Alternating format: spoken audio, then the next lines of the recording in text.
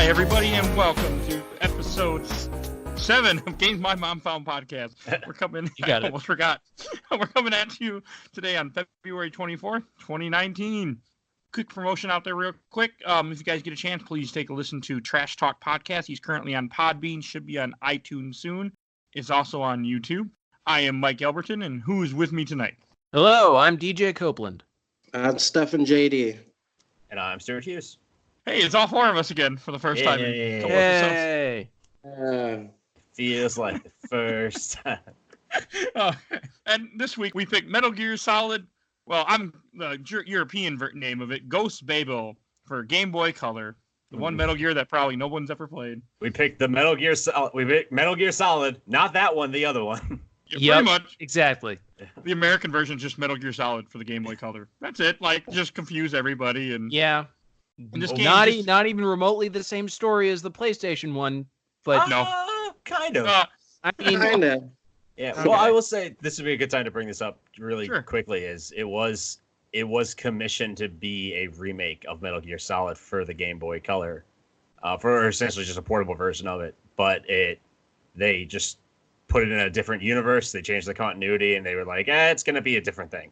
It's going to be slightly different. So it's kind of like if this you is took like this is like a sequel to the top-down original Metal Gear games. Yep, just the the pure first one. Solid games.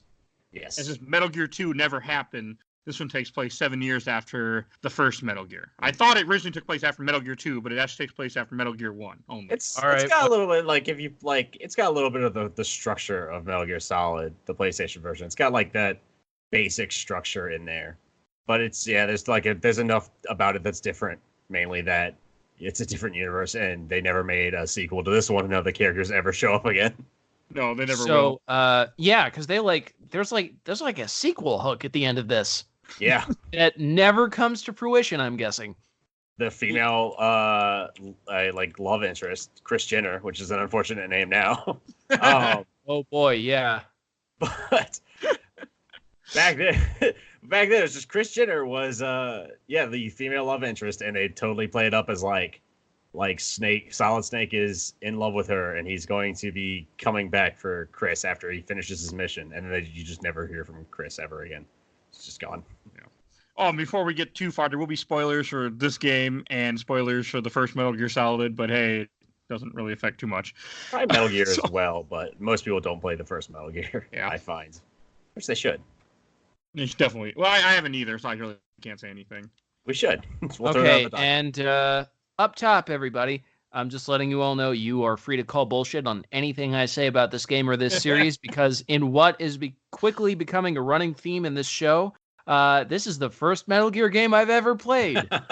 So, Well, the good news is that even if you make something up, even diehard Metal Gear fans will not be able to call you out on your bullshit, because there's so much fucking lore in these games that they'll be like, yeah, that sounds about right.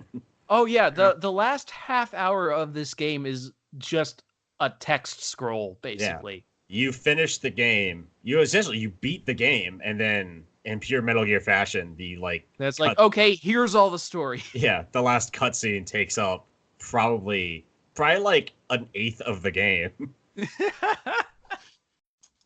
So should we just dive into the game and what, like when you Yeah. like the first opening area? I mean, instead of rising up in the water in the original Metal Gear Solid, you get dropped off by parachute. You a Halo jump. Yeah. Awesome. No, actually, that's not the start of the game. The start of the game is Oh, you're talking about unskippable, like 20-minute cutscene. Yeah, of alternate universe Colonel Campbell talking to alternate universe Solid Snake. Yeah, and I was oh my god, and the text speed in this game, let me just say, was one of the minor annoyances for me. It's so slow and like so deliberate.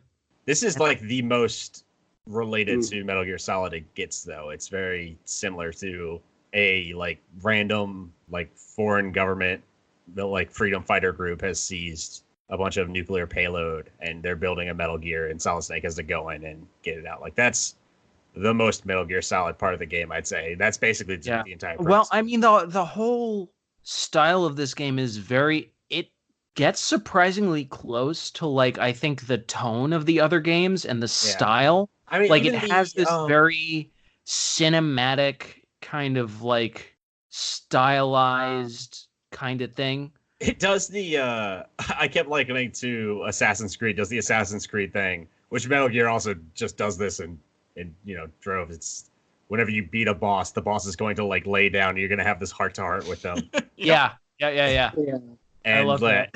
Every like cutscene of you talking to this defeated boss, it's like it's a Metal Gear game. It has that very Metal Gear aesthetic of like there's one of you beat somebody and you're silhouetted against this.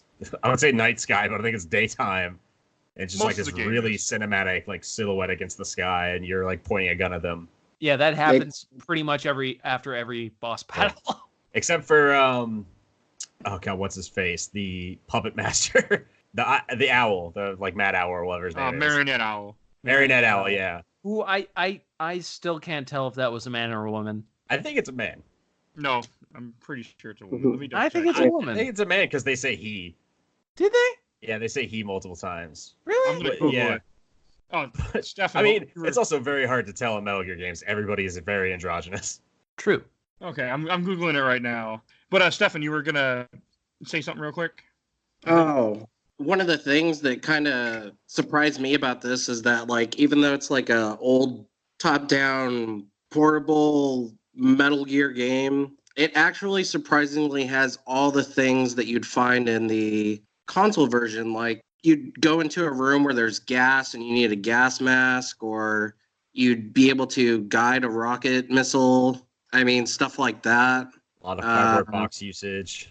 Yeah. We'll get into that later. Well, I mean, I looked, and this game was produced by Hideo Kojima and directed by Shinta Nojiri, who the guy who does like the Metal basically Gear collaborated games. with him on every other Metal Gear game. So, yep. Like this is the A team basically. Like they didn't phone it in on this one. Like they actually just made a real Metal Gear Solid game just on the Game Boy Color.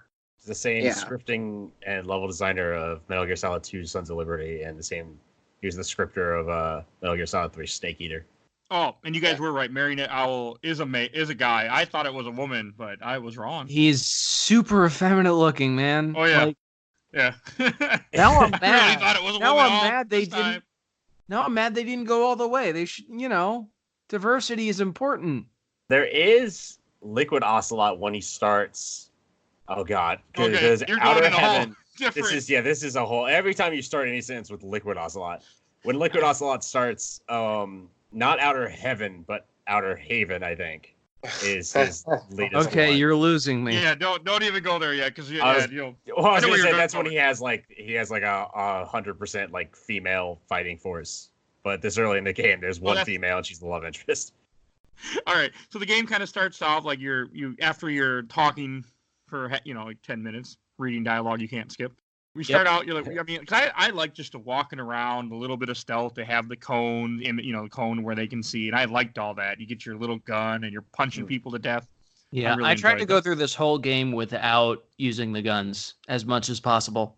Well, it is worth mentioning that there is a character who, one of the bosses you beat, and like another big Metal Gear thing is that you never get the sense that somebody's evil. They just have this really strict ideology that they have to exist within. And it's always based on either like this really strict religious belief of like morality, or this like really, really fundamental idea of justice. And there's a boss you beat who actually does point out how many people you've actually killed in the game as opposed to just knocked out. Pyro Bison. Right. Yeah, Pyro Bison. Yeah, actually will say like, oh, you think you're so innocent, Snake, you've killed 7 people since you've gotten here, which doesn't sound like a lot. Mine was 97 by the time I got to him. 97, Jesus Christ. Jesus. I think I killed like 2 people, and it was by accident, where I was trying to like 23, and I consider that way too high. I was just trying to get a freaking Nikita missile into the thing, and they got in the way. You have to do a lot of like the circling around, just doing donuts with a Nikita missile. It was forever before I realized you could go diagonally. Oh god. Yep. So there were a couple puzzles that I just got stuck forever on, and I just had to keep like going back and forth to get more ammo. So yeah, we should point that out that Metal Gear Ghost Babel did introduce the 8 directional movements as opposed to the original Metal Gear. That's true. Yeah. So you could I move think in. about that. You can move in a full 8 spectrums of movement there. And you can sidle. Is that how you say it? Yeah, you Yeah. can sidle too. Oh, you can Sidle. sidle. You can knock on walls, which Oh yeah. I found out kind of late into the game, but then I just kept doing it because it was just fun. I love the idea. Like, I don't know why it's so fun to just knock on walls, but I love the idea that in our lifetimes there was a point where everyone was amazed by the idea of moving diagonally. Oh, I can move forward and left at the same time. Game Holy changer. crap. Yeah, my Yeah. my guy could barely, but I had my controller was a little different. I was using it was a little touchscreeny, but hey, so it made it a little harder I to do imagine that. was impossible. Mike, This- The special my controller. Damn, I hit the mic. Okay. You want to talk? So I mean, after I like this first part, like you get to go inside the back of trucks to find items. I think that's how you find your first pistol, kind of like the original Metal Gear. yeah. Yeah. Is it where you find the first pistol or first where you find the suppressed 5.7? I never even found the suppressor till way later. Really? Yeah, Just same here. I never even used the pistol. I don't think I had any idea there was a suppressor. I only use it's a separate gun, basically. I only used it I tried not to kill any enemies because I knew I was gonna need that ammo for boss fights, and I was right. Except for the last 3, which you can just totally chuck grenades at, and that's the way you beat them is you just Yeah, chuck grenades and Nikitas. I didn't And even that use the was- Nikitas in boss fights really You're supposed to near the end, but I couldn't get it to against work. the They're really finicky though on some of the parts of Metal Gear. Like you just have to thread you just have to know the exact angle because Yeah. otherwise it'll just it's dumb. I honestly I thought got the first really fight frustrated was- on that last boss. I thought the first one was the hardest, to be honest. Slasher Hawk. yeah, Slasher Hawk Hawk. was so easy. Yeah, it I was think super I easy. wasn't used Run to back and the forth and idea chuck of- grenades at him. Well, yeah, it essentially turns into that brick game that was on iPods for the longest time. It's just Oh, he yeah, throws yeah, it, it bounces around, you just gotta dodge it. But I like I Slasher Hawk. just had so much trouble with that for some reason. And then every other boss I just found out crouching, you could crouch a bunch of attacks for the general, or not the general. Who was the last? The Viper? last?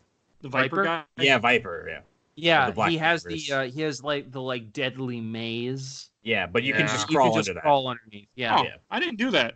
Yeah, it completely makes that fight unbelievably easy.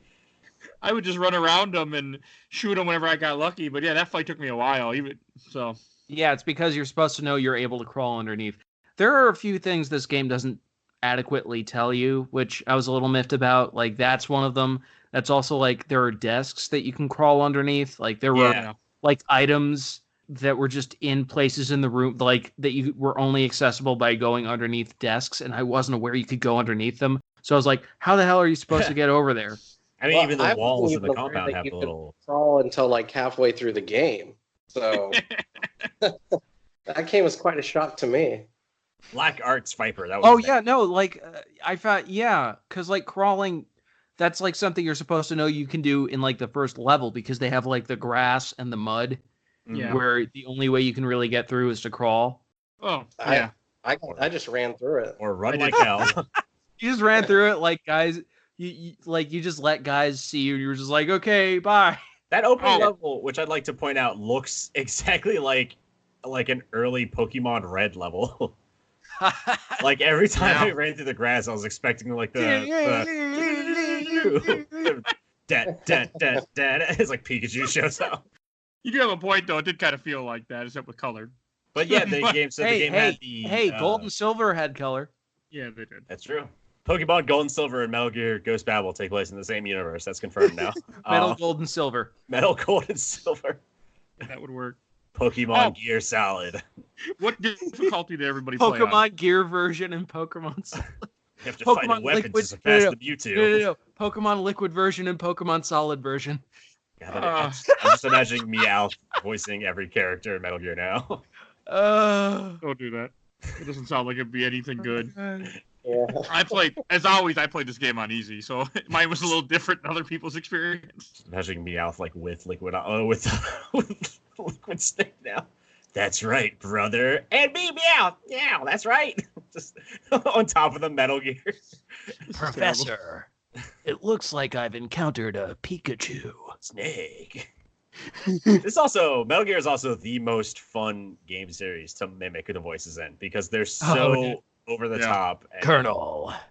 brother. Metal Gear. Liquid. One of my favorite videos of all time, forever, is the video of like the cobra that somebody has biting that like water balloon and screaming liquids. I just think that's the funniest fucking thing.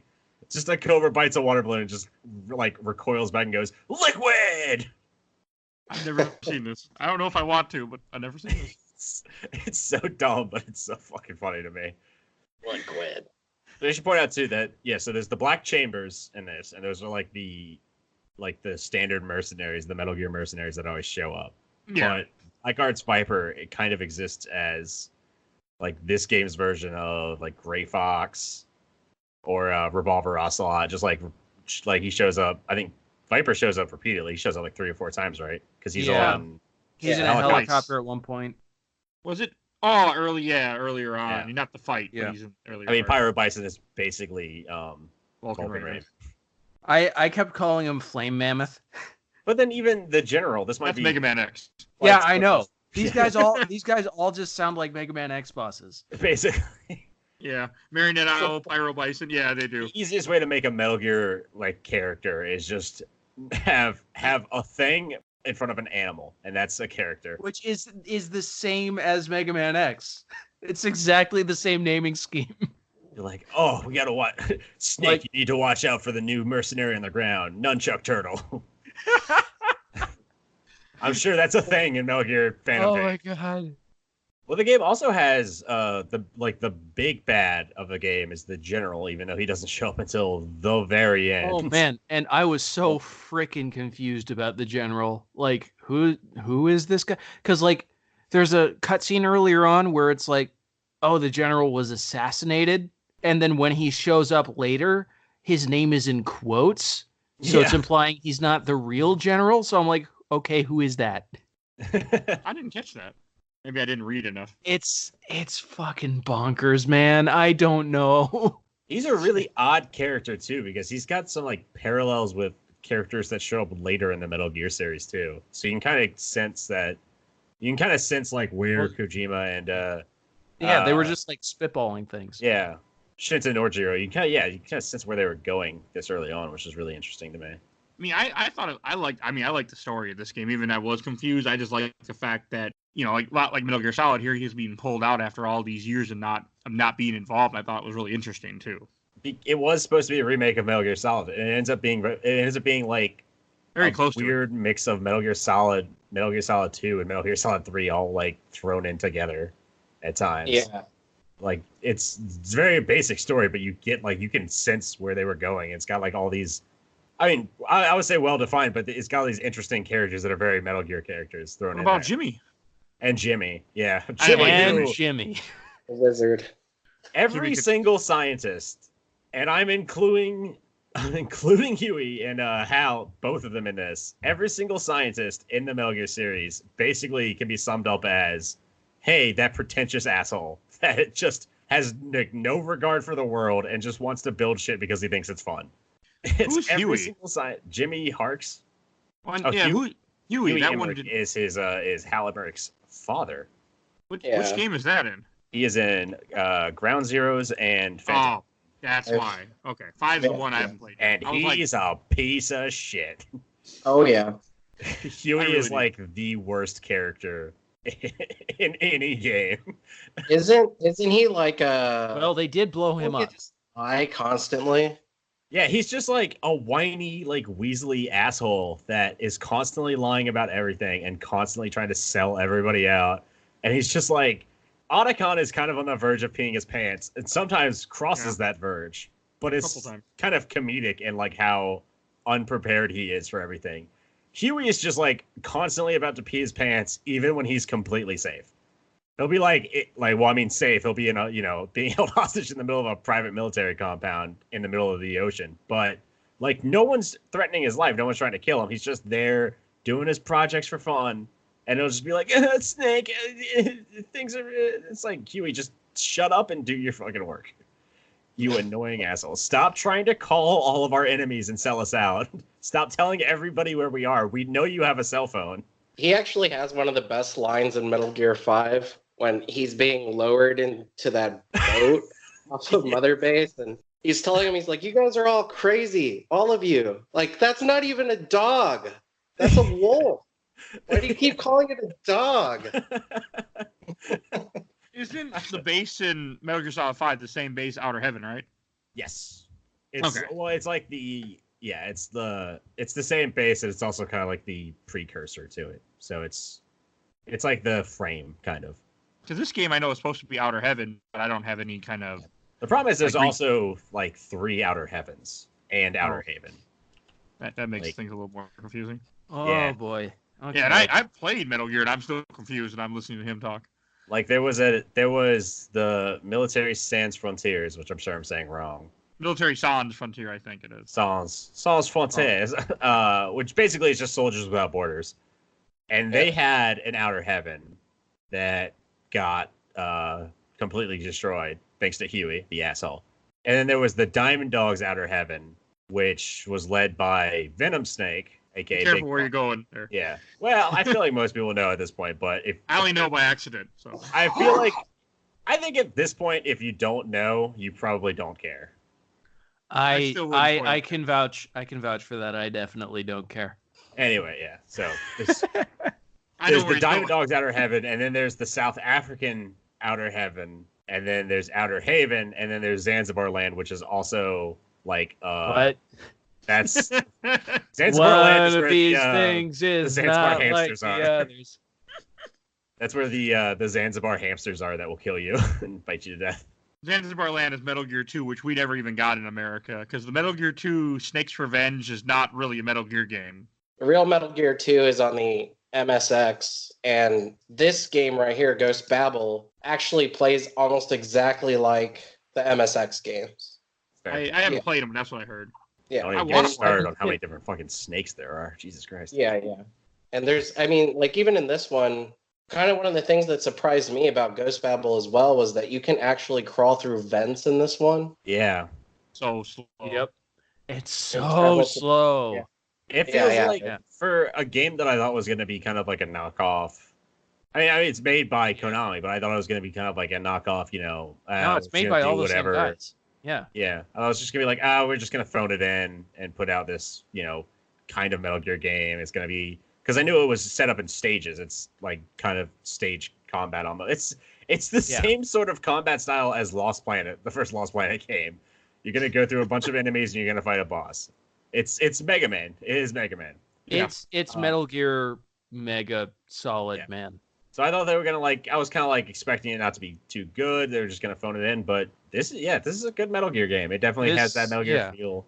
It feels like the MSX games. Which isn't a bad thing. The design of it is very comprehensive. Like I loved the first few stages because they did a really great job of like laying the foundation of the gameplay and feeling very like complete and like focused from a gameplay perspective. Like it was very clear in that, okay, this is a game about not being seen, and then slowly giving you the tools, like more tools and like more obstacles, more mechanics to sort of mix things up. Almost to a fault. If I had one like major criticism of this game, it's that you have so much shit at the end.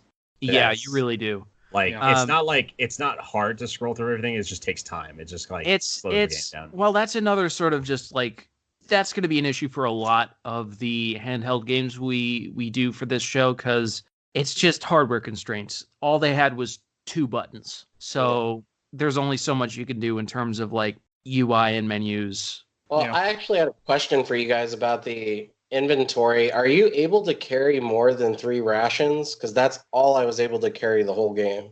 No, I don't think you can. Yeah, it's max 3 rations. Because I kept finding them and not being able to pick them up, but I also wasn't using them, so I was like, that's weird. I guess I just used them a few times when I got tired of hiding, and I just would run through things. But, okay. Yeah, I had a couple of those moments. Yeah, this game has massive maps. Yeah.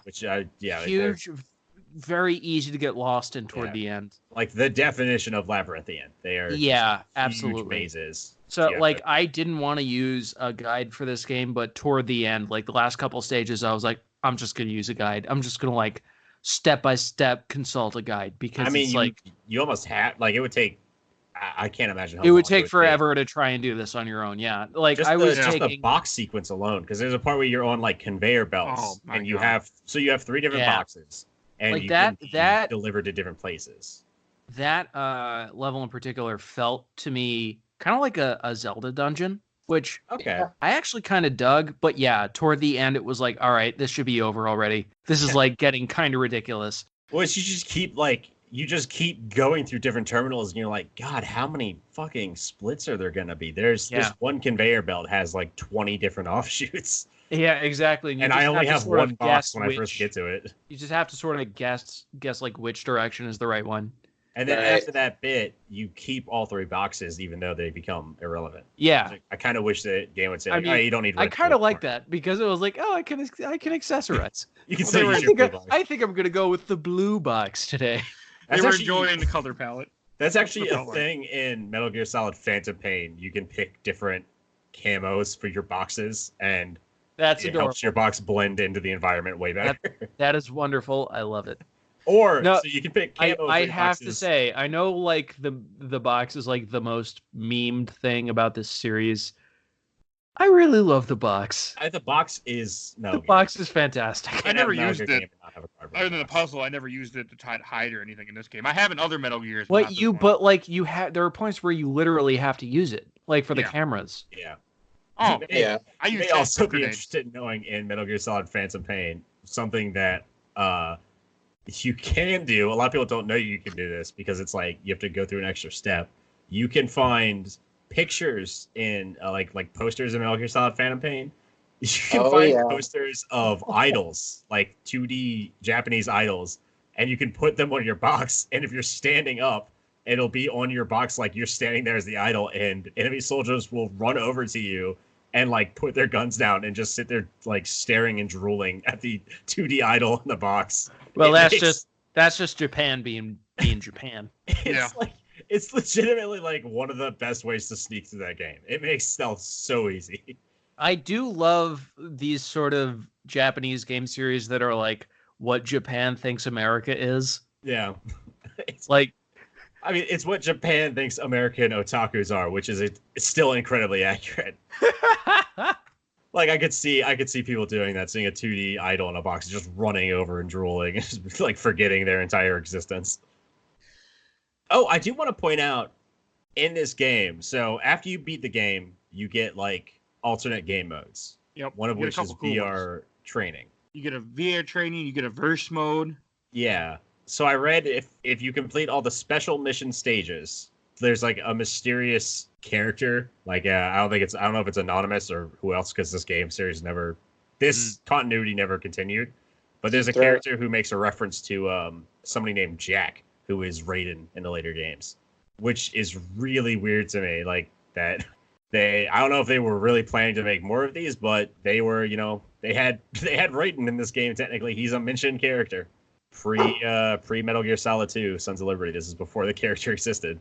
That's kind of cool. It's very interesting. I didn't know that. I did not know because I didn't mess any of the modes or read about them or anything. I didn't either. It was only until like I read about today, and it was like someone, if you beat them all, somebody will say like somebody will talk about like the character you're playing in the VR missions, and they call you Jack, and Jack's Raiden's code name. I wonder if they had a plan for a sequel to this game. Yeah, it'd be interesting to know if like at some point they were considering doing an offshoot of like Metal Gear Solid games for console, and then continuing this like 2D game for portable. I know the director went on to do Metal Gear Acid and Metal Gear Acid 2. I mean, it's entirely possible, based entirely on the knowledge that Konami and Kojima don't always have the same view of where Metal Gear should go. No, I mean, hence the reason where we kind of are now. Like, I mean, there's Metal Gear Survive, which he had nothing to do with. I don't know if we're even going to get a Metal Gear 6 or anything anytime soon. I think we definitely will. I don't think it'll come out soon, but I think at some point. It's going to come out in like 10 years. Yeah. I don't even know like, if it'll be hey kids, remember Metal Gear? I think it'll just have to be after Death Stranding. Whatever it is will have to be after Death Stranding. Yeah. Well, I mean, it's not going to be a Kojima project. He doesn't have the rights anymore. Well, yeah, I mean, like Konami will make it without him. But yeah. I think they like if they're sitting on it, they know that they're gonna wait until Kojima's done his thing. Get his get his PR out of the way so they don't have to fight for the space. That makes sense. Yeah, because anything. Boy, does that quick side note. Hey, doesn't that Death Stranding really look like something? It certainly. I was gonna say it certainly is a game, but I can't even tell you that it's a game. I have no idea. I don't know. We're not entirely sure. Gameplay has come out, and I've seen it, and it sure looks like a game. It sure does. There's a great joke that somebody had on Twitter. I think it was on Twitter. I saw where it was like, so I was pointing out that Konami is the reason that Kojima couldn't put like 10-hour-long cutscenes in Metal Gear games, and there's nobody there to tell Kojima not to do that anymore. So Death Stranding could literally be anything. Yep. I'm okay with that. This is gonna be wild. This is gonna be some there were some touches in this game where I was like, yep, Kojima definitely made this. Like how every time you save, Mei Ling quotes philosophy at you. Yeah. Like there's sometimes when you save, there's a minute-long conversation afterward, and it's like, yeah, that seems like something he would do. Now you're talking about Kojima the character or Kojima the developer? Because in the Metal Gear games, there's also a Hideo Kojima character. I know. He is in multiple games. I didn't know he was in multiple games. I knew he was in. He cameos at the end of Metal Gear Solid 5. Yeah. And I really need to play 5 one day. That's the one I haven't never gotten around to playing. 5 is kind of a hard game to tell people to play because I really enjoy 5, but I know I played 5 enough to know going into it that you have to really plan out your time in that game because it's really easy to burn yourself out. As long as there's not a timeline counting down to get the water chip, I'll be okay. There is none, but you do have to play every mission twice. I can deal with that. That reminds me about another thing about this game, which I found very interesting, which is the rating system. Oh gosh, which is incredibly rigid. You cannot screw up at all. Yeah, I didn't understand. I got an excellent once, and I didn't understand how I got it.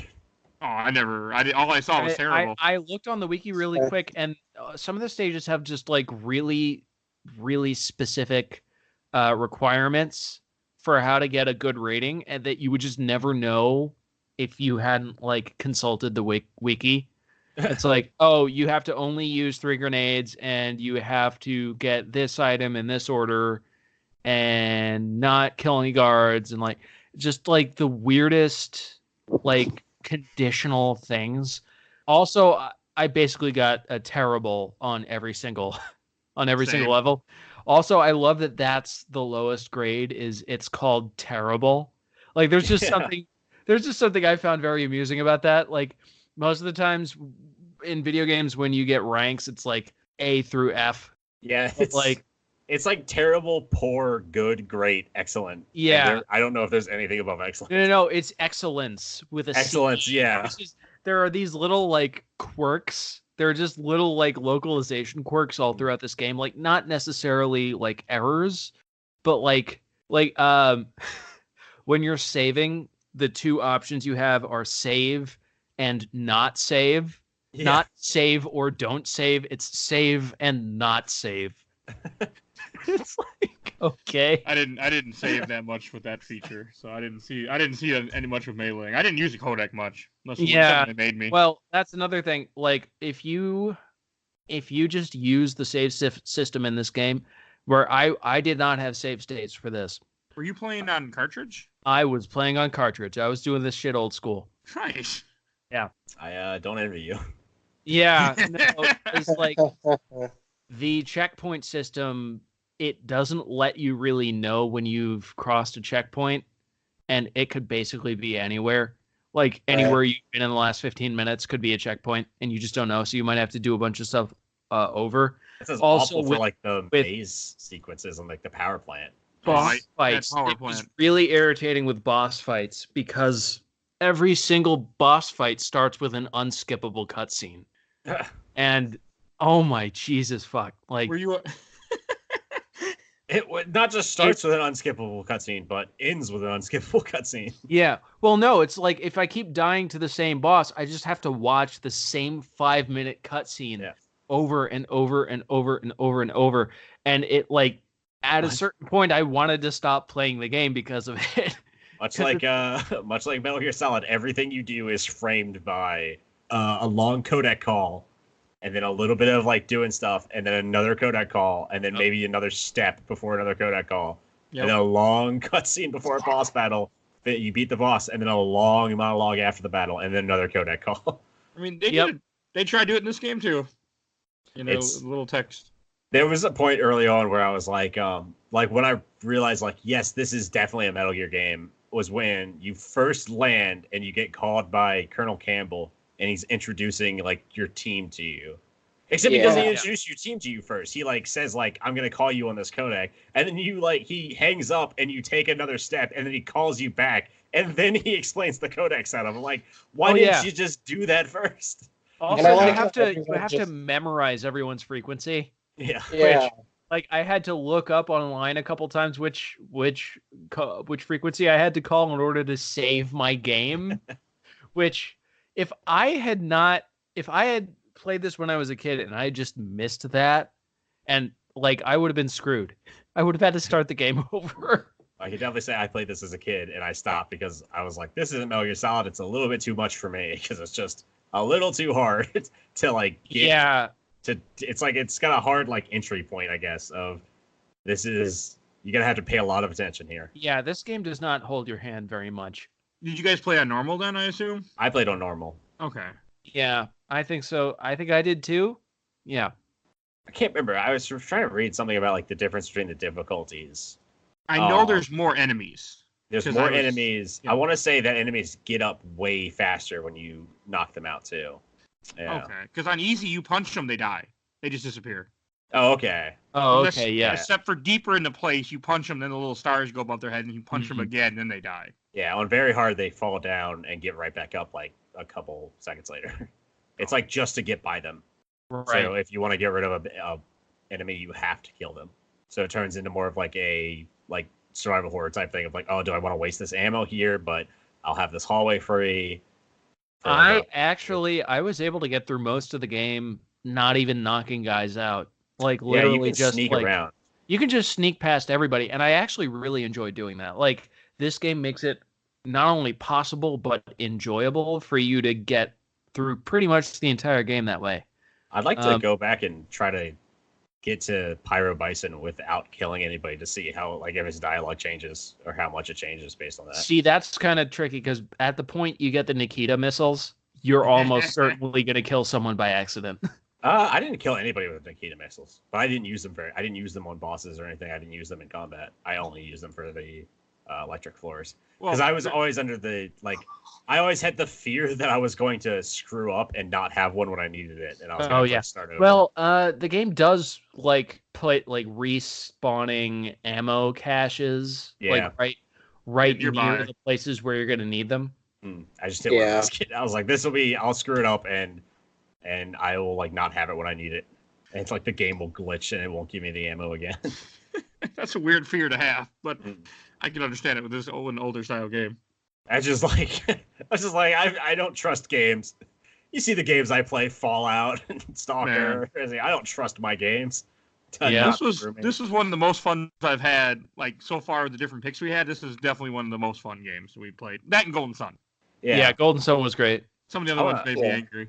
I'd like to point out this game also has a little Easter egg. Besides the Raiden thing, it also has an Easter egg to the another Metal Gear from the NES Metal Gear game and Snake's Revenge. If you go, I think it's right before you fight the new Metal Gear, which is called Gander in this game. Right before you fight that, if you go the opposite direction, you can find like the destroyed remains of an old Metal Gear from the NES game. Oh yeah. Yeah, That's cool. I didn't see that. That's it's a nice little touch. I did see it. I had no context for what it was, but that's pretty cool.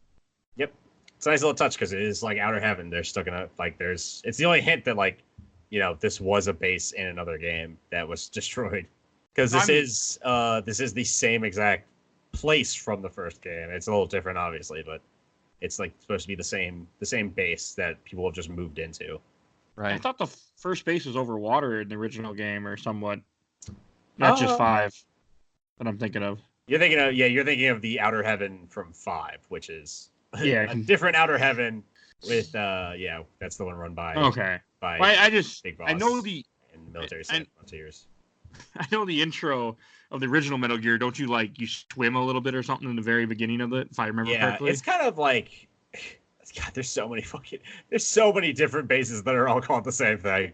It's so hard to tell. Welcome to Metal Gear. Yeah. I mean, this is reminding me a lot of conversations I've heard around Kingdom Hearts recently, where it's like, there's like 3 different characters named freaking Ansem, and this guy also looks like this other guy, but they're 2 different characters. I mean, like even Revolver Ocelot himself has been in so many of the games. Like I think almost every single game. Or his influences, at least in every game. And he's Revolver Ocelot. Sometimes he goes by Shalashaska. Sometimes he goes by later in the games he gets multiple personalities and he changes to Liquid Ocelot. Like even that one character has so many different facets that it's like it would take hours to just go through like his story. So it's like this is definitely, I'd say, on par with like Kingdom Hearts in terms of just complexity. Oh, what'd you guys think of the music in this game? I really enjoyed it. I did too. It's kind of like Luigi's Mansion, where it just basically has the one track for most of it. Yeah. Well, the track when you get to the power plant, it changes up. I did not. It's not. No, the power plant is still the same. I think it's when you get to the Metal Gear base. When you get to Gander, when you get to fight Gander, that's when it gets like really. It's kind of the same basic drum tones, but it adds in some I don't want to call it piano beats, but because it is still a Game Boy Color sound system. Yeah, it adds in little blips, and kind of has a more melodic, almost. Yeah, I really do like what the soundtrack does, especially near the end. Yeah, it makes it more intense, I think. Yeah, it's a good soundtrack. It works for what the game is. It kind of turns into Super Metroid soundtrack at the very end. It's got that little bit. Yeah, that really atmospheric noise to it. I actually played this game with the sound on, unlike normal for most of the game. Sound on everything. I was enjoying it. I basically played this game with Snake Eater's theme on repeat for 6 hours. Oh, I should have done that. That would have been amazing. I have spent the last week because I've been playing a Metal Gear game. This past week, I've just had the Snake Eater theme in my head, and so I was like, I just gotta listen to it. I just gotta get it out of my system. And so I could sing it, but I'm not going to. Snake Eater. Snake Eater, wider than a mile. Did you enjoy your long elevator ride? Snake Eater. Did you enjoy your elevator ride going down to get the Metal Gear? Oh yeah, where it's just 50 floors. I actually love the elevators in this game, though. The elevators in this game are super cool. They just look so cool.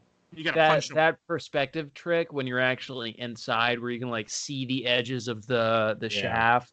The game has a third dimension to it. It feels very Link to the Past-esque.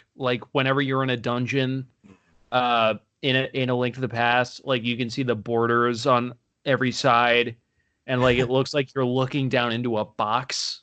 Basically, I want to go back and play Mass Effect 1 and somehow mod in the elevators from this game into Mass Effect 1, and I'll just be happy. That'll be the perfect game then. I like the elevators. It was almost kind of charming and also really interesting from a gameplay perspective. The fact that you actually had to wait for the elevator. Yeah. You didn't just push the button and it opened. You had to wait around for 10 seconds. That actually happens in the original Metal Gear as well. Mm-hmm. Yeah, an elevator is responsible for, I think, one of the best like sequences in any Metal Gear game as well, where you're on an elevator that has a weight tracker on it. Yeah. And you're just on this elevator and you're talking to Otacon, and he's like, Snake, are you on the elevator? And you're like, yeah. And he's like, that's weird. I'm reading a much higher weight limit. I'm reading a much higher weight limit on this elevator than it was before. And you realize that you're on the elevator with like 5 cloaked enemies. It's just such a great reveal. Otacon. Liquid. It's I'm a the big equivalent fan. of like Chris and Wesker yelling at each other in Resident Evil series. It's that if that was an entire game, that's Metal Gear. Did you guys, Or like for a while I thought Kristen was Sophia, like with it, because kind of spoiler alert, I guess it doesn't matter at this point. Sophia's the one that's driving the helicopter and is the one working with General. And they use this, I was like, wait a sec, I thought it was a traitor, like Chris was a traitor. Like, no, Chris is just captured over here. They have the same character model, even though you see Sophia in like a cutscene earlier, and she has like blue silver hair. Yeah, she still has blonde hair when she gets out of the helicopter. You're like, oh, it's Chris. I like the helicopter fight. I thought that was my favorite fight. We hadn't talked the about helicopter. that. The helicopter fight was pretty cool. Yeah. Yeah. That was really fun. I like just about every. The only thing I don't like about this game is the freaking Metal Gear fight. I hate that fight because it's just too long. Oh yeah, it takes forever. Like I got I got super extra frustrated because I kept losing, and then I had to watch the 5-minute cutscene over again. How did you do it? Because the way I did it was I put C4 down where it was going to step, and so that first bit was over instantly. Yeah, it's a little tricky because it likes to fake you out. Yeah. Like you put the C4 down over here, and it's like, nope, I'm going to step down here, and I'm like, God damn it! It does give you a bit of like you've got a bit of time after the foot lands to still get out from under the foot, so it's not quite as harsh as it seems. I still got stepped on a few times. Me too. I did not. I used the mines because I ran out of C4 and had to use mines, so I kept actually blowing up too late or so. That's what I did. I got it down, and then I realized that the game was spawning infinite grenades for when it's on its like belly laying there. You just get infinite grenades for that fight, and I was like, well, screw it. I'm not gonna stop throwing grenades until this thing is dead. Well, for that fight, did you have a problem? Like I kept it took me forever. And I hit a turret, I have to wait for them to shoot the missiles, and I hit the turret again. Like it took a long time to damage them. It took a while, but I didn't think it was too difficult. The weird thing is that it shows you can it seems to imply you can damage the back of the Metal Gear, but I couldn't find a way to get to the back of it. So I think you got to use Nikitas, but by the time I get a Nikita over there, I'd be hit by a missile, so it never. So that would not have worked. I don't think for me. Because I used a guide for this game. Because he sends out the little drones too that like shoot you as well. Yeah. So. The drone. I really enjoyed that though. That boss fight's a huge hassle, man. It is, but I love whenever Metal Gear games have you fight actual Metal Gears, because I think that's like one of the moments the series truly shines. Besides the really deep introspective cutscenes that they have every now and then, like Snake Eater is just full of amazing cutscenes that are so good. But whenever you fight a Metal Gear in a Metal Gear game, it usually gives you a really good sense of scale of you're fighting this giant thing. Like, probably my favorite part of Phantom Pain is when you're fighting Sahelanthropus, and it's like 10 stories tall, and you're just a guy on the ground, and you feel it, like you feel every step, and you are just running and hiding from it and hoping it doesn't spot you. I feel like that fight, the second time you do that fight, that's one of the hardest levels in that game. Oh, absolutely, yeah. You have to go in especially if you didn't really grind your combat like skills or your combat workshop, so you don't have the really nice Stinger missiles and stuff.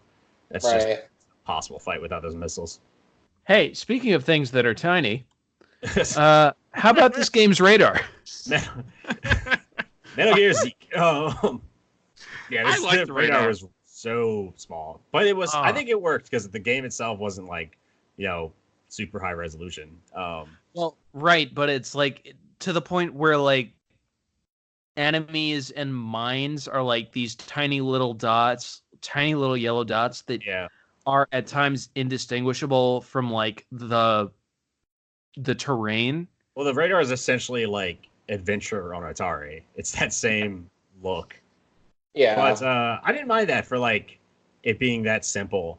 There were certain points. There were certain points like the minefields where I just got screwed over and over because I legitimately just couldn't see when there was a mine. The funny thing about it, a lot of trial and error in the minefield. Yeah. I just crawled. The funny thing about how like basic the radar is the game makes a point to introduce you to Mei Ling, who in this game is basically the same like support staff technician. Right. But they introduce her going, she designed the new radar system for you, Snake. And they show you the radar and you're like, I think you should hire somebody else. maybe get someone who actually got her graduate degree already. Oh yeah, she's still in school. Yeah, she is a graduate student working on her PhD at MIT. She's not graduated yet. She's just a student at MIT. I didn't know that. I guess I wasn't paying attention when they were talking sometimes. Yeah, your support staff is Brian McBride, expert CIA agent who knows everything about like the area and has been working there for years. Weasel, who is like this mercenary expert supposedly on the same level as Snake, and a grad student. Yep. Granted, Mei Ling is like a legitimate genius in the Metal Gear series, but they don't give you that like the idea that she's a genius. You're just like, she looks pretty young. And they're like, don't worry, Snake, she's smart. And like, that's all they tell you. And then your only contact with her for the rest of the game is like saving your game, and then she quotes Shakespeare at you, and then you're like, okay, bye. Whereas in like the main series, she ended up like commanding a giant battleship, and she's just like an all-around good leader and support staff member. You're making me want to play 4 again, really bad. 4 is so good.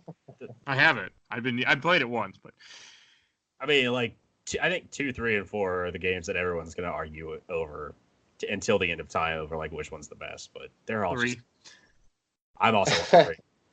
I'd say most people would say 3. I think most people would say 2 nowadays. I don't know. 3's better. 3's a way better game. I think 3 is a way better story. I think 4 is the better game. I haven't played 4, and probably at this point we're going on 7 years or so. So maybe my memory's probably not good enough with 4. Like, I played it once, and I can't even I couldn't even name the 4 and the villains in it really. So 4 has a lot going on even for a Metal Gear game story wise. Because 4 is the one with the that's the one with like the hour and a half long cutscenes, right? Yes. Yeah, and that's the one with that's the one with the Beauty and the Beast unit. That's the all female unit. Yeah. That is just like insane. Yeah. So since you brought up, I wanted to talk about Marionette Owl again because I was looking it up and I didn't realize this. Like, apparently he's a serial killer. Yeah. Who joined them, which I didn't realize that until I was reading the wiki. I'm like, oh, it makes it a lot darker. Which runs into like my favorite moment in the game of this huge monologue by this serial killer talking about how he became a serial killer because he was like a child. He was like a child on a battlefield, which if you're a Metal Gear character, you were a child on some battlefield somewhere. That's just how it works. Everyone's a child soldier and everyone's okay with that. Yeah, and he found his dead friend Laura all dismembered. He describes her as like, I found her white thighs and her dark entrails. And he goes on this long speech about it and then goes, don't you agree, Snake? And Snake just goes, nah. And then he dies. like it's the most like shut down I've ever seen any Metal Gear character. It was a weird fight. The fight was fun. Weird boss. Attempt to bond with Solid Snake over killing people, and Snake just ends it with, "I don't really kill people," and then the guy dies. Yeah, it's fucking hilarious. In my case, I kill a lot of people on this mission, but like, you monster. In the end, I don't really believe in killing, and the guy's like, "Oh, I guess we're not the same." It's like, I know he's a serial killer, but I felt so bad for him in his last moment of he thought he had this one guy to connect with. It's just like, nah. I really like Black Chamber. Like I like this team of rogues better than Dead Cell. Whole lot better than Dead Cell. Yeah, this was a really interesting cast. It basically is the same as. It's close. Yeah. You have Vulcan Raven, Pyro Bison. Marionette Owl, Psycho Mantis. You want to say? Yeah. Yeah. Who is Slasher Hawk? I got Slasher Hawk is one of a kind, man. Sniper Wolf. I told you guys, he's Boomer Kuwanger. Well, yeah, that's more accurate than anything else, but it's way too accurate. I mean, I like when you're coming up to him. We didn't mention this earlier. Is you're coming up to him, you see all the boomerangs flying by you, but they don't do anything. They're just there to show off. Yeah. Yeah. That was actually really cool. It's like, oh, he's watching me. And also, I like that he had more of a like connection to Snake than anybody else. He just goes into this like insane backstory, and you're on a time limit. Like a nuke is about to go off. You think, and he's just like, let me tell you about how I was abandoned and I was taken in by the Australian Aboriginals. You taught me to use boomerangs, and my hawk will take my spirit back to my land. And that's the point of the game. And I was like, where are we? Where's this hawk is gonna fly to Australia? It's just this whole thing of like, hey, I know that like you've got this whole big backstory, but I gotta go save Chris and this fat scientist and prevent the world from being destroyed. So they never really say what country. I mean, they say South American country. Right? It's African.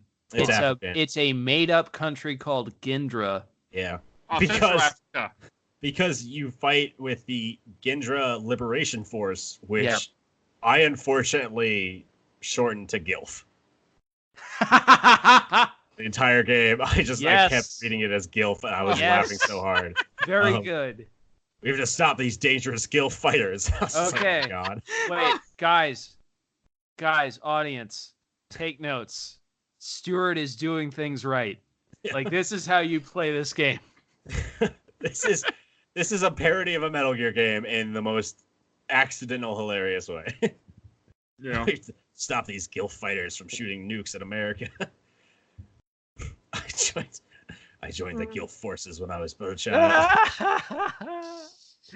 I don't know. This game was I don't know. I also enjoyed Viper. I thought the Viper fight was fun. I should also point out Vulcan Raven and Sniper Wolf were the songs of Big Boss, not Dead Cell, before we get a shitload of hate mail over that. Dead Cell was Metal Gear Solid 2. Yeah. Yeah. Mm-hmm. Sons of Big Boss was Sniper Wolf and Vulcan Raven and Psycho Mantis. The Viper fight, I didn't realize for the longest time. Like, I was so frustrated with that fight because for the longest time I didn't realize that when the lasers, or it's either like lasers or garrote wire or something. No one knows. Like, when it disappears, it's not actually gone. It's just invisible. I would just keep running into them and be like, "What the fuck? Why did I get hit?" Yeah, I would crawl everywhere and just stand up and shoot and then immediately go back to crawling. Because I figured I think he has a harder time hitting you when he's crawling too. Right. I didn't know that. That also is what makes the boss tricky, is because whenever you start to crawl, he starts setting off those bombs, and it's harder to outrun them when you're crawling. That was a weird character, even by Metal Gear standards, just character design wise, because he looked like a gorilla's like backup, didn't he? He looks almost like something from like a later Final Fantasy game. Like what's the British supervillain from Teen Titans? Slade Wilson? Slade? No. Deathstroke? Oh God, hold on. No. It's from the Teen Titans pilot episode. I'll look it up real quick. The like super cockney British guy who traps him in his like mansion. What? Oh my God. What is his name? What? I'm confused too. What you talking about? But I gotta interrupt you in a second when you get done with this. It's from the pilot of Teen Titans. They're in this mansion with this British guy voiced by Malcolm McDowell. Mad Mod. His name is Mad Mod, and he's like riding a Vespa through the mansion after them. It turns into like a Scooby-Doo chase. Oh, he's the fucking Austin Powers ass guy. Yeah. That guy. Yeah. So that all comes back to Blackguard's Viper has like the same look to him. He's got this weird like that weird like British post Beatles look. He's got like the Beatles haircut, but he's like he has like the exact opposite attitude. He's kind of an odd character design. Like everybody else looked very Metal Gear. Like Marionette Owl was basically, like you said, basically Psycho Mantis. Pyrobison basically was Vulcan Raven, and then Blackguard's Viper was just like a British guy that was there that had his whole he is like the quintessential Metal Gear character of there's only two characters in Metal Gear games. Characters that respect Snake, whichever Snake you're playing as. They respect Snake because they love him, or they hate Snake because of how much they respect him. Those are the only two Metal Gear characters. Yeah, that is kind of the strange thing about Snake. It is very much that sort of like all-American action movie power fantasy. Yeah, it's very much like everybody is constantly complimenting him. So Black Ops Sniper is like, he hates Snape. He hates Snake, and he wants to kill him. But he's like, Rest in peace, Alan Rickman. Because you're the legend. You're the best, and I know you're the best, and I respect you. Damn it. Yeah, yeah, that is pretty much every fight. Yeah, that's every Metal Gear game of like, oh, you're Snake. That Snake. I've heard about you a lot. Everyone talks about you. You're so cool. And meanwhile, you can be playing this entire game basically just like running headfirst directly into gunfire. Yeah. Like blowing yourself up with your own mines. I did that a few times.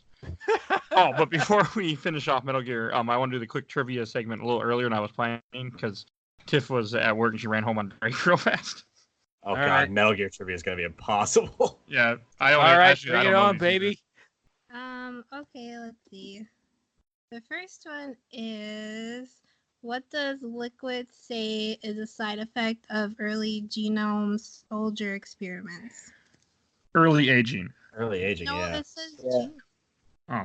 Wasn't there early aging? It says, that's what, I'm sorry. Go ahead. I'm not going to argue with my husband. I mean, it could, but then the Bobcats would be a lot longer, so. Are they like really, they're not really fragile, are they? Like you're talking about before Liquid Snake. Probably the genome soldiers. Probably what they mean. It says what is a side effect? Extra limbs. Oh no, they need some kind of shot or something, right? Green scaly skin. I can't remember. Oh man. Gulf War syndrome. Proboscis. Oh, they all have Gulf War syndrome. That's right. Dun, dun, dun. I don't remember this at all. And I played Metal Gear Solid because War. it makes no sense that they'd all have Gulf War syndrome because that's not a genetic problem.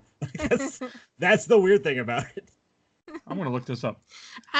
Sorry, I'm getting this from a group, so I have no idea if they're legit answers or not. It's like good. It's like being really weak. It's like well. fatigue, muscle pain. Yeah, it goes well, doesn't it? A medical condition affecting many veterans of 1991 Gulf War, causing fatigue, chronic headaches, and skin and respiratory disorders. Oh, you didn't know what Gulf War? No. Yeah, I keep hearing Gulf War, which actually just sounds really fun. Yeah, when Tiger Woods and Jack Nicklaus finally went head to head. Just really went at it. That kind of Gulf War. Nicholson showed up. It was really bad. It was just. I have one more. The bloody PGA Open of 2018. And Mario and Jack and Daxter and Ratchet were all there. And Waluigi was just having fun with it. You know, they had imaginations as kids. Waluigi or Tiger Woods? Wait, we'll do one more. Why do Russian soldiers speak with heavy Russian accents in Metal Gear Solid 2, but not Metal Gear Solid 3? There's like a virus. Are you talking about the language parasite? Oh yeah, the vocal cord parasites. Yeah. I don't even remember this. Like, where was I? That was in Phantom Pain. Oh, okay. Yeah. I was actually just referencing. I was actually just making a reference to like the canon reason for Star Trek, like why the Klingons don't have the weird ridgy foreheads in the original series. I know what you're talking about. Like there was like a virus or a parasite that certain Klingons had that would cause them not to have forehead ridges. Genetic, yeah. It's funny that you should mention that because the actual accepted term for when Russian is used in a movie, but it's not real Russian, it's just like Russian like gibberish thrown out there, is actually called Klingon Russian. That's cool. Yeah. The answer. Well, Tiffany, was that right? No. No. That was not. You can read it. That was way off. Is it because they hired better voice actors? Yes. So this says because the entirety of Metal Gear Solid 3 is spoken in Russian as perceived by the big boss who speaks perfect Russian. Come on. What about the parts that are so cheap? Was that a tricky one? What about the parts she wasn't there for? Well, I guess Boss, he could speak Russian too, couldn't he? Or Snake, yeah. Yeah. That was Naked Snake. It wasn't Big Boss. Not yet. He didn't earn it yet. He didn't earn it. Oh. There's a great little bit in Phantom Pain where you can listen in on your soldiers on your Outer Heaven base, kind of like talking about stuff. Like one of the things they talk about is touching puppy's paw pads. Like they're really big on that, even though they're they're kidnapped soldiers being forced to fight for your cause. They really like puppy's paw pads. But another thing they talk about is how Big Boss came to be known as Big Boss. And someone's like, yeah, I heard he's the Big Boss because he's the boss and he's like this jack dude. And it's like, no. Listen, Big Boss was Naked Snake until he beat the boss, and then he earned the code name Big Boss. And it's like a little bit of eavesdrop dialogue that only exists in the game to let you know who these two characters are. I just love how at least they know what they're talking about. They got their facts right. They didn't have to. It's like it's essentially Kojima just saying, like, listen up, idiots, stop asking me. And I think I'm going to play another Metal Gear soon after this. I'm definitely going to have to go back and play some other Metal Gear after this now. It's been on my head all day. Yeah, you guys should nominate one of the other ones for a future episode, because I am very curious to see the rest of the series now. But 3. We wouldn't even have time to play 2. We wouldn't even have time to play Metal Gear Solid.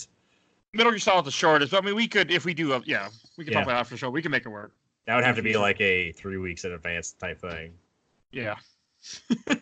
I mean, I'm all for it though. I will always play Metal Gear games. Yeah. If we started playing Phantom Pain now, we'd be ready by episode 300. So.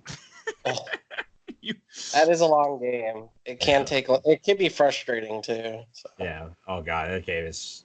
I don't know so much in there. Anything about that game at all. Like, because that's the one that I'm completely blind at. Other than I knew the Venom Snake thing you were going with, and I stopped you. That's the only thing I know about the game, fortunately. Basically, it's just imagine if Kojima had access to an open world, and that's all you need to know about Phantom Pain. It's just somebody gave Kojima all the freedom in the world to make this giant map, and he was like, "Cool, I'm gonna do everything." Since we're kind of, I think we touched on most of Metal Gear 1. Any things you guys want to mention still about this game? It's fun. It's a good game. Yeah. If you are a Metal Gear good game fan, and I like it. If you're a Metal Gear fan and you haven't played this one, you should fix that because it's not the same as like Metal Gear Solid by any stretch of the imagination, but it's like it's like a fun It's as much like Metal Gear Solid as you could possibly get on a portable 8-bit console. This is like if Metal Gear was like vacation. Like, I don't want to play a big Metal Gear game. I just want a little bit of Metal Gear. Play Metal Gear Ghost Babel. I mean, this game never got re-released at all since 2000. It only came out in Game Boy Color and then nothing.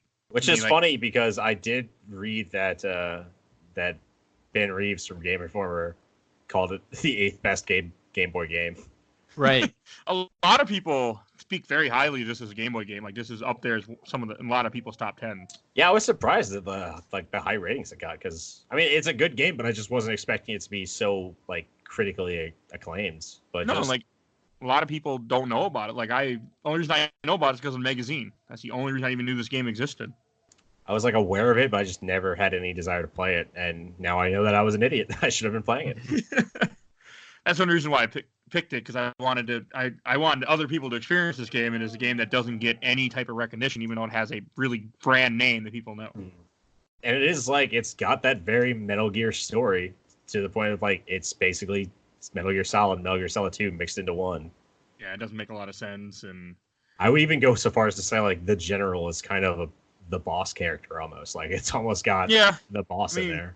We didn't even mention about McBride, like his little turn near the end. Yeah, he's basically Liquid Snake in his version. Yeah, he's the traitor the whole time, and he's the one that set everything up. And I was so expecting. I will say this game got me because I was so expecting it to be Mei Ling because she was because I was like, she's so unnecessary right now. Like I never talked to her except to save. See, I thought it was Weasel. I thought it was Weasel too. No, I thought Weasel was so much of a red herring. I knew it wasn't going to be him. Yeah. They named him Weasel.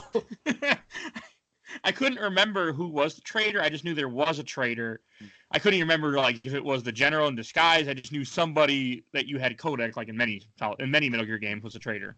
I will say I was expecting it to do like a full Metal Gear Solid thing of like some character is actually another character in disguise. Like it turns out that Colonel Campbell was secretly the general or something. I thought they were going to go all the way with it, but yeah, just having McBride is he's just a traitor. I was like, oh, you got me. I was expecting way more, and you totally fooled me. Like I like the part when they talk about Weasel. He's like, yeah, I could have killed you here, but I decided not to. Yeah, I like that part. Yeah. Like, you guys can run away for a little bit. I'll tell him you got and by the way, all of this this is like 3/4 of the game's story, and it all takes place in the last half hour of the game after you've beaten the boss, final boss. After the game is over. All post gameplay. Yeah. I like the story. I like the game. And I want to point out too, the only reason Weasel doesn't kill you is because he respects Snake so much. Yep.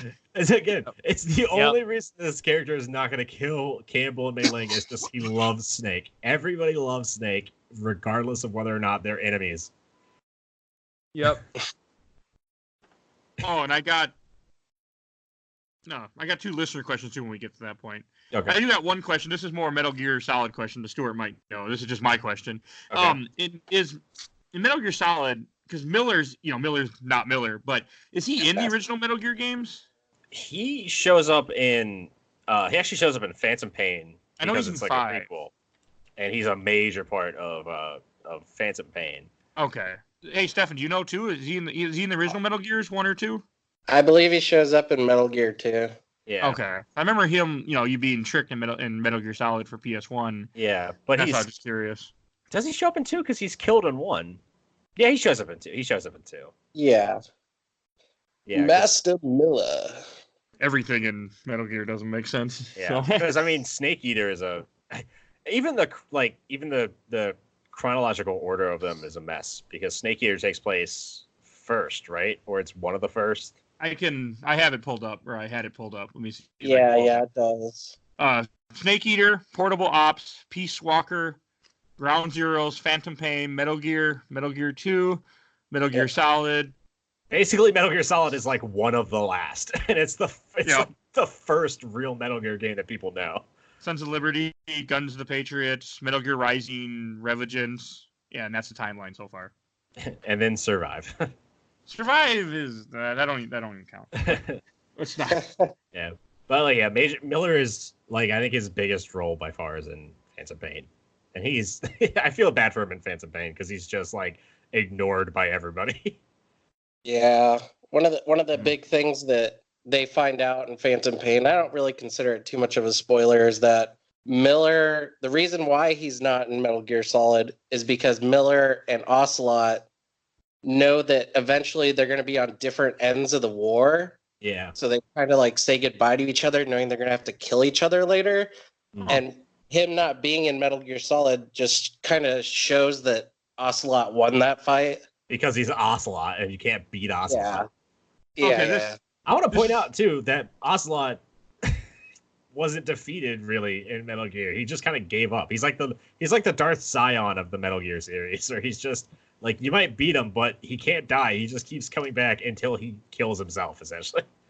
Right. Oh, I got a fun fact for you. I was just looking at the Wikipedia. Apparently, Big Boss's last appearance in any game is Super Bomberman R.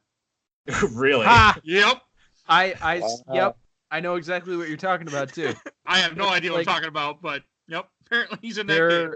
There was because Konami acquired the rights to Bomberman a while back because their original the original studio Hudson closed down in 2013, 2011, something like that. Oh, I didn't know and there was a big last year there was a big DLC package for Super Bomberman R where they just put in a ton of Konami characters as different bombers. Was that the same one where they added a bunch of WWE wrestlers? I did not hear about that. I want to say Xavier Woods or somebody's in it. No, but Simon Belmont and Dracula and and freaking Vic Viper from Gradius. I think Pyramid Head's in it too, right? Like, there's just a bunch of Pyramid Head. Head's in it. Talking about Super Bartman R is basically talking like the new Smash lineup. It's just you can name any character, and they're probably there. Yep, That's pretty basically. cool. Huh. Wouldn't have to. Okay. Any final thoughts on this game? Yeah, I mean, this discussion basically went the way I thought it was going to go, because it's the way most discussions about this series go. Yeah. You can't talk about one game. Basically, you start to talk about the gameplay, and then you just mainly end up talking about just the weirdness of the story and like all the lore and the weird little like details and the like. We just talked about the story for like an hour. Yeah. Like, yeah. I mean, the weirdness is I integral. really wanted to talk about the game, but like we just ended up talking about the story. The weirdness is integral to like the Metal Gear. Yeah, Solid, like that franchise, which is a pun on Metal Gear Solid Integral, which came out chronologically before Babel. So I got it in there. I got the joke in. Oh my god, get out of here! But yeah, like that is very interesting to me. That like at the core of this series is a very good stealth game. Yeah, like a very mechanically solid stealth game. But nobody cares about that because look how fucking weird the story is. Yeah, it's impossible to get into the mind of Kojima, but it's like he had this idea for this great stealth game, and then just him being Kojima just made it into something just completely bonkers. Like it's like the like Cowboy Bebop of games, where it's gonna have these really deep and dark introspective moments of like. You're going to have moments of dread, characters with like these dark backstories, and just you're finding them out over the course of like this entire series. And then just like weird jokes thrown in every now and then. So it's like this crazy disparity between this really light attitude and this really dark story. And that's not easy to pull off. I think Metal Gear does that probably better than most games. Well, I mean, it's Kojima. He can basically do anything he wants. It's gonna be funny because like Death Stranding is gonna come out and it's gonna be 100% a joke game, and everyone's just gonna be like, no one's gonna have any idea what to make of it. Norman Reedus. You're gonna see that opening bit of him like walking with the bag on his back, and he walks on stage and he just does stand up for 2 hours, and you watch it. And everyone's gonna go like, it's so. I can't believe I paid for this, but I kind of love it. I mean, Kojima. Yeah, pretty much. I don't know what I was expecting. Stefan, you really need this Stranding to be good now. Any final thoughts you want to throw out about the game before we go to listener questions? I got two. Let me see. It's a Metal Gear game. It plays almost exactly like the MSX games. The character model and movement's pretty fluid. It's really easy to play and get into. But there's no cigarettes to smoke. I think I have a good analogy for it. It's like, so there's Breaking Bad and then there's Ozark.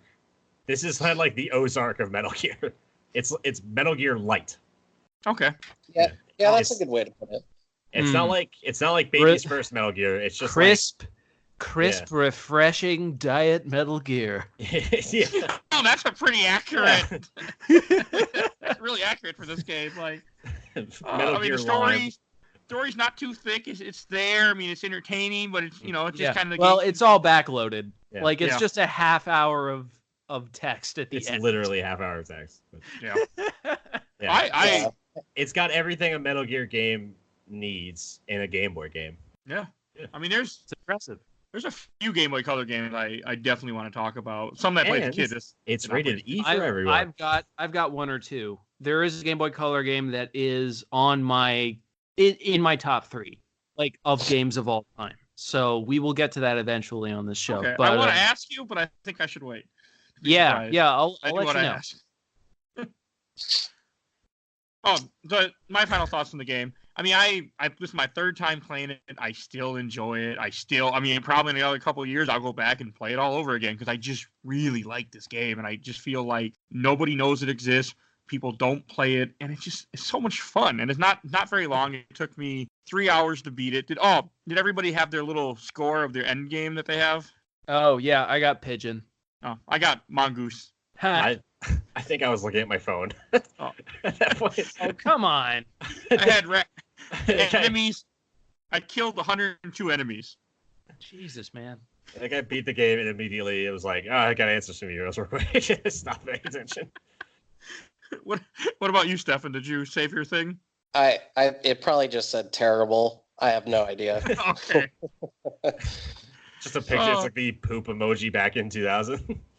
Yeah, little thumbs up. It gives you a code name based on what difficulty you played on and how good you did and stuff. Like I got seen 40 times, and that doesn't count all the times I loaded the save state. That's just the ones I didn't care about. There's a few more, but yeah, that kind of wraps up what I wanted to say about the game. But I do got 2 questions. One is kind of a joke question we mostly answer, but we'll answer anyway from an Andrew. So how much does the cardboard box conveyor belt puzzle suck? That bad? I'd say it was more trial and error. Yeah. I liked it at first. I think it was just a little too long. Yeah. It just overstayed its welcome a little bit. Yeah. But I thought it was really neat. I used the guide, so I can't really answer the question. I used the guide all 3 times I played this game for that part. I could see myself having a lot of trouble with it. I had more trouble with the power plant. Power plant was a maze. It was just so hard to get through. Especially when you had to blow up those 4 pieces. And you had to travel back and forth between you can't consult a guide. You can't consult a guide for those because they're randomized. Yep. Right. So we didn't talk about earlier. Are they randomized? Holy shit! Yeah, they're randomized based on your playthrough. So, oh god, that sounds awful. Because that's because it is. And wow, I can't believe they're randomized because no matter what, when you put the 4th C4 down, wherever you are, you've got to escape. Yeah, there's a lot of they probably had to work really hard to design that level correctly so that no matter what, you would have a route to the exit. Yeah, damn, that is. They start tearing things up. I don't think anyone knows what we're talking about. So basically, what we're talking about in the plant is you have to put C4 down on these weak points in the struts. Yeah. In 4 different places, and they're randomized, and then you have to kind of escape. You don't escape while the building is falling down around you. So there's rubble falling from the ceiling, and there's fires everywhere. And they had to make it so that you could still get back no matter where in the building you were, which is. Yeah, that was impressive that they managed to do that. So where I was, I had to crawl through a vent immediately. So I was I assumed everybody had to do that. I was like, wow, this is gonna be awful. This is gonna slow me down so much. Oh, that's kind of funny.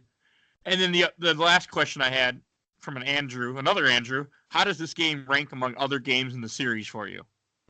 Oh man. I'm gonna recuse myself. I haven't played any other game in the series. So what you're saying is, by technicality, it's your favorite. It's my very favorite one. I'd put it above both of the Acid games, and then kind of leave it right there. I think I'd put it. I don't know. I'd have to say 2, 3, and 4 in my top 3, followed by Metal Gear Solid. I almost want to put this. I mean, I really enjoy Phantom Pain. Phantom Pain is just a really impressive game, but this was just really fun to play. That's true.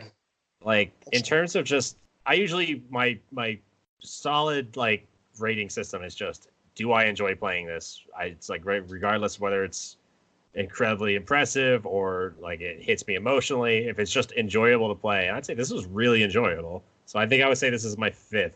5th out of 5. You heard it here. 5th out of 17. I would say second or 3rd. Really? Snake Eater's my favorite by far. And then I didn't play Metal Gear Solid until 2 years ago. I've seen it, I played it, but I actually finally sat down and beat it 2 years ago. But no, I'd probably say Metal Gear Solid 3, then this one. Wow. And then Metal Gear Solid 2. I really like this game, but I also really love 3. But I can't help it. It is a good game, though. We should say that. None of this feels bad by saying this because it is a good. I mean, it's just a genuinely fun game. I mean, I won't tell you how on here, but if you're listening to this, there's Google, find out how to play this game. I mean, there's many ways because they're probably not going to re-release this ever at the rate they're going with Konami being Konami. So. I highly doubt they'll ever do. You could easily. Yeah, because if they re-released it, they'd probably do a remaster of it, but that would just be Metal Gear Solid. Yeah. So yeah, there'd be like there's kind of no reason for them to. So this is I'd say play it because this game will probably fade into the ether at some point. And it's not canon, so it's like it doesn't even have anything to do with the story. So Yeah. it doesn't. It's a whole different story. It'll be the forgotten Metal Gear What on top of the other forgotten Metal Gears. And then I think that's all I got. You guys want to do then shelf or box? Yeah, let's go. All right. I'll go first since I picked it. As obvious, I definitely say shelf because I really like this game. I don't like the American box art, but I really like the European box art. If you look it up, and the same as Japanese box art, but I really like this game. Definitely on the shelf. Is the European box art is that the like classic Metal Gear kind of sketchy look one? It's the one with him and Chris on the cover, and it says Metal Gear Ghost Babel. Oh, okay. Yeah, I think that's the same thing. Yeah. Which is that just like for Metal Gear games, the cover art always looks like it's concept art for the game that they just repurposed, which I'm fine with because the concept art for these games looks It's so gorgeous, cool. yeah. Yeah, they do it in like watercolor and they put so much effort into it. Yeah, So. I always like the covers. But I would say shelf as well. I actually, as soon as I started playing this game, I was into it immediately, and I pretty much stayed hooked into it till the very end. Then it kind of waned a little bit, but just because it's so it's so heavy on the back end. But definitely on the shelf because it was super fun, and it is a Metal Gear game. It has everything you need. That's Metal Gear. Metal Gear. There's a snake. They talk about foxhounds. Mm-hmm. Yep. And it's great. Colonel Campbell. It's a great little game. Such a good little game. They talk about important characters that will never show up in the series. The two masterminds behind the entire plot of this game never show up on screen. Steven Garcia and David Parker. Yep. Who are these guys? Who knows? Because they're not in the other Metal Gear games as well. So they're just they made these two characters for this game. Some dudes. They really thought that this was going to get its own sequel, and it did not. Yeah, that'd be funny if that was like going to be the big announcement for Konami after like they're not going to do Metal Gear 6. They're going to do Ghost Babel 2. Yeah, that would actually be a really smart route for them. It would work. I mean, nobody really get it, but a few people. But it would be cool. I mean, they'd be catering to Metal Gear fans. They don't want to do that. All right, should we start wrapping up then? Well, let me say, I also am going to shelf this game. Sorry. Yeah. Just cut me off, why don't you? Rude. I think Darius, did you say shelf or box yet? I didn't. I'm waiting for you. Okay. After you made us play Fallout, you don't get to say it. That's what my brain was. I don't get a vote this round. I would say shelf, kind of for the same reasons. It's a genuinely fun game. It's not very long, so it's a Metal Gear game you could actually beat in like a day if you wanted to. I mean, you can beat the other ones in a day if you're, a fucking crazy person, but you could sit down and play this casually and have fun as like in a Metal Gear game, which you could really only do with the first one nowadays. I feel like the other ones are too complex to like really sit down and like, I can only do 20 minutes of this. But yeah, it's like the cover art is absolutely gorgeous. It's that Metal Gear like watercolor. It's just such a fun game. I love Metal Gear, so yeah, I have to throw it on my shelf. All right. I am actually a little bit conflicted. I do agree that this game was fun. Like, there were parts of it where I was like, oh yeah, I'm sneaking around, and the gameplay is absolutely solid. Again, they do a really good job of taking that very simple concept of, all right, don't be seen, and then adding stuff in and changing it up and adding more mechanics, and that was all great. In terms of design, it started to fall apart at some points for me, just with regard to again, stuff like just sort of more antiquated things like the unskippable cutscenes, backtracking.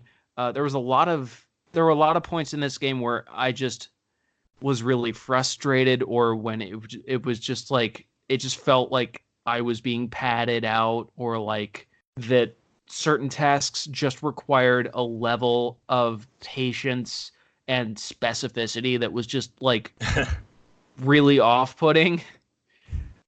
So like, I do enjoy it, but also I kind of didn't enjoy it. Well, we never said that. We did make a point to say, like, putting it in the box doesn't mean you think it's a bad game. It's just not a game that you find so good you identify yourself with it. Yeah, exactly. So, like, yes, I enjoyed this game, but I think I'm putting it in the box. I think, like, I enjoyed I genuinely enjoyed the things I liked about this game. You know, I can definitely appreciate what it is. It is definitely a Metal Gear game. If you're into this series and you want to play a portable 8-bit version of it, yeah, this is it. This is that. You will get the full experience here. But for me, it's again, like, I feel maybe I should play more recent games in the series, slightly more modernized games in the series. Well, don't play the most recent game. Well, this one, yeah.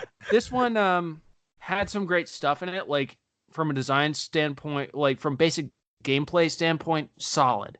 But there were just it was just, like, really frustrating and tedious at points, and in the end, like, the stuff I really liked about it, I didn't like enough where that stuff felt worth it totally. So it's going in the box, but I by no means dislike this game or think it's bad.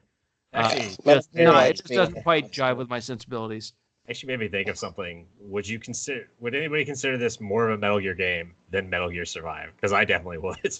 Yes. Oh, absolutely, because Metal Gear Survive is not a Metal Gear game. It's it's just a free-to-play, like, microtransaction-y survival pay to win game. I just like the idea that they came out with this, like, it was supposed to be a remake, and they just came out with this, like, alternate universe Metal Gear game. It has nothing to do with Metal Gear. It has nothing to do with it. It's like they just took the story and they were like, we're just going to make another game that's kind of the same in 2000 on Game Boy Color. And that's just... This is just like one of those cases of a company just using the license of a game, just using the name to sell a completely different game. There was supposed to be an adaptation of Solid, so I don't know how, like, that changed, but it was going to be Metal Gear Solid on Game Boy, and somewhere along the line they changed the game into, like, the stage-based structure. So I don't even want to say that it was like. I thought we were still talking about Survive. Oh yeah, Survive's a total cash grab. It still works. Yeah, Survive is a total cash grab. This, however, is a real Metal Gear game. Yeah. This is a real Metal Gear game, just in 8 bits. Just like that's all it is. Yeah, the alternate universe, like, knockoff Game Boy Color game is more of a Metal Gear game than Survive. Well, yeah, because this had all the actual people on it. Yeah. I need to play Metal Gear Survive. I'm sure someone still works for Konami. Someone still works for Konami who isn't programming pachinko machines. Yota Suzumizaki. I'm sure he did something on the Metal Gear games. Sure, why not? Yeah, that famous designer, Suzumizaki, which I'm sure I'm butchering his name. Probably. Actually, he did work on Metal Gear Solid 4. So, gentlemen, shall we? If you want to announce what we're playing next week, I'll let you do the honors since it's your... Oh, yes. I am so excited, my friends. Next week, we will be playing Banjo-Kazooie. That's right. An actual great game that I want to play. Oh, yeah. We went from Fallout to Metal Gear to Banjo-Kazooie. Hey, I'm looking at the bright side. Man, you got to keep it fresh. I know there aren't too many games in our upcoming block that stress. Well, there's one that's gonna be stressing me out, but at least the next game it's not gonna be too stressful. Oh man. Well, there are no. Well, wait until you get to Rusty Bucket Bay. Just hold on to that thought. Oh yeah, I think. Oh yeah, I get Rusty Bucket Bay. Yeah, just hold on a second, boss. Yeah. No, there's a point. Like, I've played this game and loved this game. I have never beaten this game because it gets tough. It does get tough. And I'm gonna try to get through. If I beat it, I also want to start Banjo-Tooie because I've played Banjo-Kazooie a little bit in the past. I've never played Banjo-Tooie. Banjo-Tooie. Oh man, we could do another one. We could do another later on. Yeah, we could do another episode. There's a lot of. I mean, there's a couple Banjo-Kazooie games. There's Banjo-Kazooie, Banjo-Tooie, and then that's it. And then that's the entire series. That's all. There's no more Banjo games after that. There's two Game There Boy are Advance. no more Banjo games after Banjo-Tooie. We are gonna have to bring up how there is a Banjo-Kazooie game called Banjo-Kazooie Nuts and Bolts, and it has nothing to do with Ratchet I've and never Clank. heard of it. What is that? How can you just name your game? I don't know to what Nuts you and are Bolts? referring, sir. It'd be like if I came out with a game and I was like, it'd be like if I came out with a game that was like Super Mario Brothers San Andreas, and it had nothing to do with GTA. That's the equivalent of this. Hey, there's Banjo-Kazooie, Grunty's Revenge, and Banjo... God, I just had it. Banjo Pilot. Yep. I didn't even know that existed. But hey. Yeah, it was a Game Boy Advance biplane racer.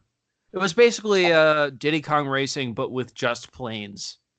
I've actually never played any of these games, so this is going to be really new to me. It's Played Spyro? My friend, prepare yourself. For what seriously, before? it is one of the very best 3D platformers ever made. Like this is like I picked this game in part because this is a genre that I'm really sad is mostly not around anymore. Like I wish there were more games like this one. Imagine if Conquer aged good. Oh, God. Basically, yeah. I'm tempted to play that because it's on the rare replay. Please the same do not. Banjo-Kazooie. Please do not make us play Conquers. Oh, Yeah, as long I as don't think I Banjo will. plays better than Conkers, then I'll be happy because that game plays like shit. Oh yeah, Banjo-Kazooie plays good. The only I don't want to go too much into it, but you kind of see there's lots of different moves and lots of controls. So it's a game you need to play and not sit down like, oh, I'll come back and play it 2 weeks from now because no, you won't remember nothing. If we're gonna do other rare games, we're gonna do I will say I think the moveset actually does come pretty naturally. Like, I think it is actually really well designed. We'll get into it next week.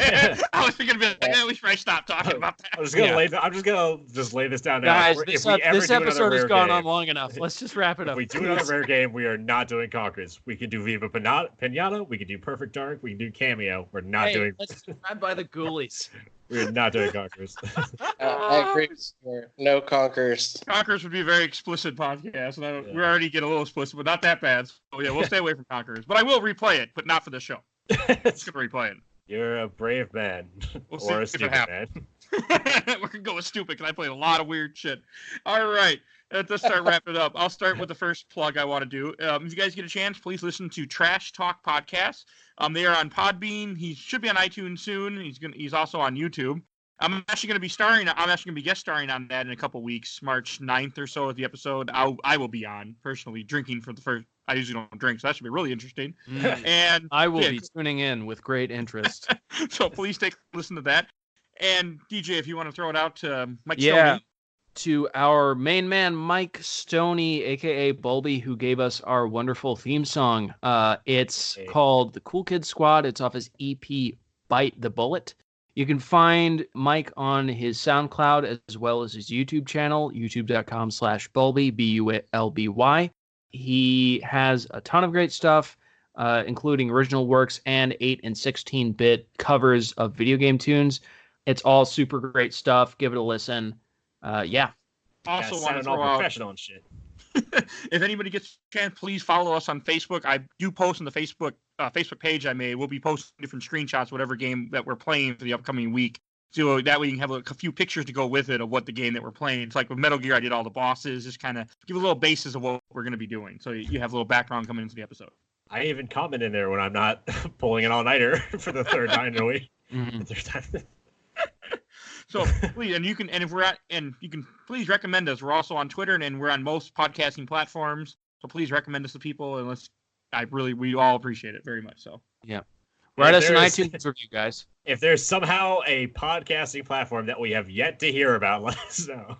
Because I think we've gotten all of them, right? We're on a bunch of them. I just submitted to iHeartRadio. I should hear back any day now. Oh wow. My man. I also submitted something else that's in Germany and other countries and America too, but I can't remember the name. We are literally everywhere. I'm trying. Can't stop the signal, no matter how hard you try. We might be on SoundCloud, but SoundCloud involves a lot more work, so I might do it. There's a free way for me to do it because it doesn't sync. It's going to take the UN combined with the FCC Joint Task Force to take us off of. I'm trying. We're literally. I can't believe we're I can't believe you're putting us on iHeartRadio. Hey, people! I had a guy who's like, "Hey, I can't find your show." I'm like, "What are you using?" He's like, "iHeartRadio and SoundCloud." I'm like, Oh my link to god! Podbean." All right. So, Okay. anybody want to say where they can be found online besides I watched the entire Overblood Super replay? Yeah, just on Facebook for now. Okay. Yeah, don't try to find me. You won't be able to. Yeah, look me up on my Whisper app. Check me out. Check out my Vine. See more You out can of date find stuff me I on can say. MySpace. MySpace. Find me on Tinder. I think I still have my MySpace account. I think because they still have accounts. The site changed when Justin Timberlake bought it because just Justin Timberlake owns MySpace now, or at least he did. I didn't know that. Yeah, he I just didn't bought it and care. turned it into a more like music profile site for some reason. You know, that thing that MySpace was known for, good music. Yeah, look me up on the Elder Scrolls Nexus sites. Got an account there, I think. Yeah, look me up on Angel Fire. Okay. Steph, anything you want to plug real quick before we start wrapping up or wrap up? I'm actually waiting on my colorist to get me back some art, but I should have an Etsy shop up soon. All right, that was episode 7, guys, and I thank you for listening. I thank you for keep listening. For the people that are, really, we do. It's been awesome. Oh, I have one more niche thing I could plug. Yes. Find me. I am Admiral Stewie on mobile Minesweeper. I'm in the top 100. Search top 100, you'll find my name. All right, we're all done. Thank you, everyone, for listening. You guys have a wonderful night. We should have a Minesweeper episode. I've talked about this in the past. I've talked about doing a Twitch stream. We need to do a Minesweeper episode. I've joked about doing a Twitch stream for Minesweeper where I just this read is not a joke. facts. We are doing a Minesweeper episode. I will finally have Mike, swear to me. I'll do it for a short one at some point. All right, yeah. I'll do it. Playing Minesweeper, guys. I will have plenty of Minesweeper facts to We'll play. Hey, Minesweeper will play before we talk about Fallout 3. There you go.